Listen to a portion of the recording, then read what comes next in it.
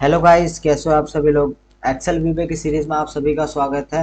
Last class में हमने कुछ प्रैक्टिस क्वेश्चन सॉल्व किए थे स्टैटिक एरे के, और उससे पहले हमने एरे को स्टार्ट किया था। आज की क्लास में हम समझेंगे कि हमारे पास 2D एरे क्या होता है, उसका काम क्या होता है, वो सारी चीजें। पहले तो हम जानेंगे, अभी तक हमने जो एरे यूज किया उसका नाम था हमारे पास 1D एरे। 1D एरे में क्या होता है, वन डायमेंशनल एरे में क्या होता है, आपके पास एक ही डायमेंशन होता है, या तो आपके पास रो होगा या तो आपके पास कॉलम होगा। जैसे मेरे पास यहाँ पे कॉलम में डाटा दे रखा है, मान लो मेरे पास यहाँ रो में डाटा दे रखा है 21, 32, 42, कुछ भी आपने वैल्यू ले लिया। तो ये भी मेरे पास 1D एरे है कि मेरे पास एक ही डायमेंशन है, या तो रो होगा या तो कॉलम होगा। ये सारी चीज हमने लास्ट क्लास में पढ़ा था। आज की क्लास में हम क्या देखेंगे, आज की क्लास में हम देखेंगे कि हमारे पास 2D एरे क्या होता है। तो 2D एरे में हमारे पास दो डायमेंशन होते हैं, टू डायमेंशन। अब दो डायमेंशन में हमारे पास 2D डायमेंशन में क्या क्या चीजें होती है, एक होता है हमारे पास रो, एक होता है हमारे पास कॉलम। हमारे पास जो भी वर्टिकल होता है वो हमारे पास कॉलम होता है, और जो हमारे पास हॉरिजेंटल होता है ये मेरे पास एक रो कहलाता है। तो मेरे पास ये जो नंबरिंग लिखा है 0 1 2 3, और यहाँ पे भी 0 1 2 3, ये मेरे पास कुछ नहीं है, ये मेरा इंडेक्सिंग है। मेरा ये रो का इंडेक्सिंग है, ये मेरे पास, सॉरी, ये मेरे पास कॉलम का इंडेक्सिंग है, ये मेरे पास रो का इंडेक्सिंग है। तो वो सारी चीजें हमें देखना है। तो पहले हम देखते हैं कि हम पोजीशन का, हमें एक एक एग्जैक्ट पोजीशन का कैसे पता चलेगा। जैसे मेरे पास ये 21 को मैंने वैल्यू को स्टोर करा है, तो इसकी लोकेशन क्या है, इसकी एग्जैक्ट लोकेशन क्या है कि row number 0 and column number 0। जो रो नंबर 0 और कॉलम नंबर 0 पे लिखा है उसका नाम क्या है, उस पे वैल्यू क्या है हमारे पास, वो 21 है। तो वहां से हमें वहां उसका एक एड्रेस पता चला। तो ये यहाँ पे लिखा हुआ है कि जो ए नाम का वेरिएबल है, जैसे हम एक वेरिएबल डिक्लेयर करते हैं उसी में हम अपना एरे को स्टोर कराते हैं। तो मेरे पास क्या हुआ, मैंने एक ए लिया, ए नाम का वेरिएबल लिया, और उसमें क्या पोजीशन मैंने फिक्स किया। जो हमारे पास पहली वैल्यू होती है वो हमारे पास रो बताता है, रो डिक्लेयर होता है कि रो नंबर कौन सा, रो नंबर 0 है। एंड कॉलम नंबर कौन सा, कॉलम नंबर भी 0 है। मतलब 0, 0 पोजीशन पे कौन सी वैल्यू है, 21। अगर हम देखेंगे तो 0 रो एंड 0 कॉलम पे कौन सी वैल्यू है, मेरे पास 21 वैल्यू, वो मेरे पास स्टोर है। यहाँ पे हम देखेंगे सेकंड सेकंड क्वेश्चन। इसमें हमारे पास क्या दे रखा है, ए ब्रैकेट 0, 1। पहला मैंने बताया आपको, पहला जो इंडेक्सिंग होता है वो हमारे पास रो के लिए होता है, तो 0 इंडेक्सिंग, 0 पोजीशन पे, ठीक है। कॉमा 1, 1 मेरा कॉलम नंबर 1, तो कॉलम नंबर 1 पे क्या लिखा हुआ है मेरे पास, 32 लिखा हुआ है, तो वहां पे 32 स्टोर हो गया। उसी तरीके से हम अगला देखते हैं। अगले में हमारे पास क्या लिखा हुआ है, row number 2 and column number 0। हम देखेंगे रो नंबर 2, कॉलम नंबर 0, तो उसकी पोजीशन पे क्या है, 21। उसी तरीके से जैसे मेरे को स्टोर कराना, फिर से मेरे को स्टोर कराना है कि 3 कॉमा, मान लो मैंने लिख दिया 2, तो इसकी वैल्यू क्या होगा, इसकी वैल्यू हम चेक करेंगे। जैसे पहला है हमारे पास इंडेक्सिंग होता है हमारे पास रो का, तो रो हमारे पास कौन सा है, थर्ड। कॉलम नंबर 2, तो हमारे पास इस पे क्या वैल्यू है, 23, तो यहाँ पे क्या स्टोर हो जाएगा, 23। अब इसको हम एग्जीक्यूट करके देख लेते हैं कोड के थ्रू कि कैसे एग्जीक्यूट होगा।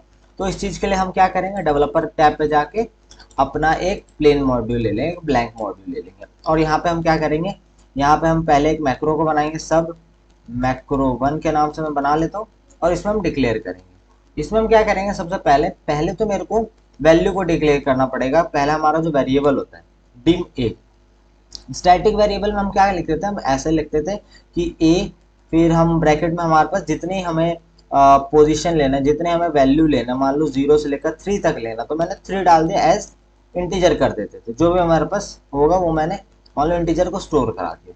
बट इसमें हमारे पास क्या है, इसमें हमारे पास 2D एरे, ये हमारे पास 1D एरे का काम होगा कि हमारे पास 3 तक है, 0 1 2 3। बट हमारे पास इसमें हमारे पास दो दो पैरामीटर है, पहला हमारा एक्स एक्सिस के लिए, दूसरा हमारा वाई एक्सिस के लिए। तो पहला जो मेरे पास हुआ ये 3, ये मेरा किस चीज के लिए है, ये मेरा हुआ एक्स एक्सेस के लिए, मतलब मेरा ये रो के लिए हुआ। मतलब मेरे पास रो कितनी होगी, मेरे पास 3 होगी रो, 0 मतलब 4 होगी, 0 से लेकर 3 तक, 0 1 2 3।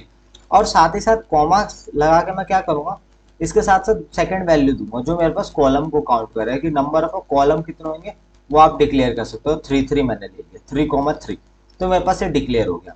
अब उसके बाद हमारे पास क्या है, हमें एक वैल्यू को स्टोर कराना है। तो हम वैल्यू को कैसे स्टोर करा रहे थे कि जो हमारे पास ए वेरिएबल है उसकी कौन सी पोजीशन पे, 0, 0 क्या हमारे पास हो गया यहाँ पे, row, 0 number row, row number 0, comma column number भी 0। वहां पे क्या प्रिंट करा दो, कुछ भी प्रिंट करा दो, 32 प्रिंट करा दो, ठीक है, स्टोर हो गया। उसके बाद सेकंड चीज, मेरा row number 0 and column number 1, वहां पे मेरे को जो भी प्रिंट कराना, मान लो मेरे को 40 प्रिंट कराना है, इक्वल टू नहीं लगाया मैंने, यहाँ पे इक्वल्स टू लगा देंगे हम, इक्वल्स टू 40, तो क्या हो गया, उसके अंदर वैल्यू स्टोर हो गया।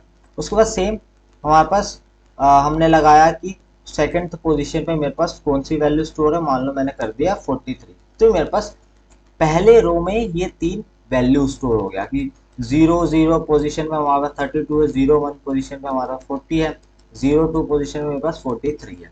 तो ये मेरे पास पहला रो कंप्लीट हुआ।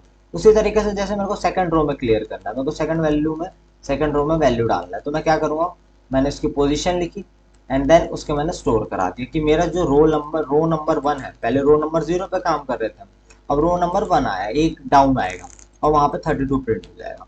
उसके बाद फिर से मैं करूँगा 1,1 एंड वहाँ पे उसकी वैल्यू को स्टोर कराऊंगा। तो जैसे आपको वैल्यू को स्टोर कराना है वैसे आप अपनी वैल्यू को यहाँ पे स्टोर करा सकते हो आप इजीली। मैंने स्टोर करा दी, तो मैंने यहाँ पे 2 रो बना दिए, रो नंबर 0, रो नंबर 1। आपको जितने रो को स्टोर कराना है आप स्टोर करा सकते हो। मैं एक और रो को स्टोर करा लेता हूँ। मैं क्या करता हूँ, इसको कॉपी कर लेता हूँ, मैं इसको कॉपी पेस्ट कर देता हूँ और यहाँ की पोजीशन को मैं चेंज कर देता हूँ, इंडेक्सिंग को चेंज कर देता हूँ इजीली, 2 2 2 कर देता हूँ एंड यहाँ पे मैं वैल्यू स्टोर करा देता हूँ, 43, कुछ 65, 76, ये सारी चीज़ें मैंने स्टोर करा दिया। अब इसको प्रिंट कराने के लिए हमें क्या करना है, हमें इजीली क्या करना है, हमें अपने लूप को स्टार्ट करना है।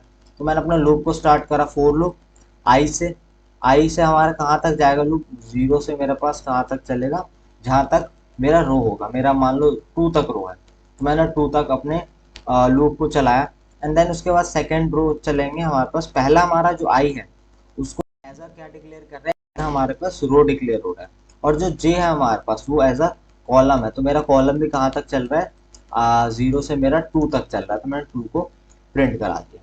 और अब इसकी वैल्यू को हम प्रिंट करा लेंगे मैसेज बॉक्स में, मैसेज बॉक्स में हम प्रिंट करा लेंगे आई कॉमा जे, तो वो हमारे पास वैल्यू आ जाएगा। मैं नेक्स्ट से स्टॉप कर दूंगा, यहाँ से नेक्स्ट से स्टॉप कर दूंगा। अब इसको रन करके देखते हैं एक बार में।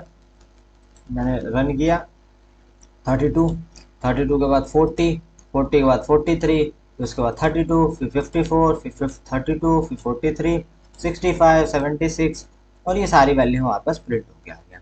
आई होप आपको क्लियर हुआ होगा कि हमारे पास 2D एरे क्या होता है। एक बार फिर से रिवाइज कर लेते हैं, एक बार इसको देख लेते हैं 2D एरे में क्या होता है हमारे पास।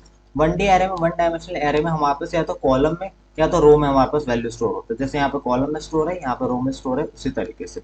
बट 2D एरे में क्या होता है, हमारे पास 2 डायमेंशन होते हैं, रो एंड कॉलम। पहला हमारे पास रो होता है, जैसे यहाँ पे 0,0, तो 0,0 पे कौन सी वैल्यू स्टोर है, 21 स्टोर है। फिर 0,1 पे क्या हमारे पास है, जो भी हमारा 32 है वो स्टोर है। यहाँ पे लिखा हुआ है 2,0, मतलब 2 रो एंड कॉलम नंबर 0, वहाँ पे 21 को स्टोर है। फिर यहाँ पे भी देखेंगे हम कि third row and second column, तो हम देखेंगे यहाँ 23 को स्टोर है। तो कुछ इस तरीके से हमारे पास 2D एरे होता है। आई होप आपको क्लियर हुआ होगा कि 2D एरे किस तरीके से यूज होता है, कैसे परफॉर्म होता है।